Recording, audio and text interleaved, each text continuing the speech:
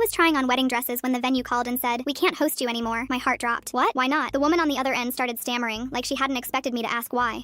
We just can't. I'm sorry. Beat. She hung up. I called back 3 times. No answer. I was just about to call my husband about it when the woman in the bridal store came up to me. "Take that off," she said with no warning, pointing at the dress I was trying on. "Wait, why? I was just about to pay you for it. Take it off. We're closing." I checked the time. It was 1 p.m. She continued, "Please leave." I drove home in a daze with a million things going through my mind. Why was this happening? Was someone actually trying to sabotage my wedding? But who? My fiance held me that night and told me we'd figure it out, and I believed him. But then, 2 days later, the caterer called. Same thing. "We can't do your event anymore." No real explanation, just awkward stammering and then silence. By the end of that week, the florist had backed out, then the photographer. Every single vendor we'd booked was suddenly unavailable, and none of them could give me a straight answer why. I started to feel like I was losing my mind. I wish I knew that the whole time it was just one person who was out to get me. But that's when I called the photographer one more time, begging for an explanation. "Please," I started. "I have no idea what's going on." What she said next changed everything. She said, "I'm sorry, but a woman called and told me you had a reputation for being some sort of scammer, that this was your 4th wedding, and they've all been fake because you're using it as a disguise for some scamming scheme you have going on." I froze. "What woman?" She went quiet.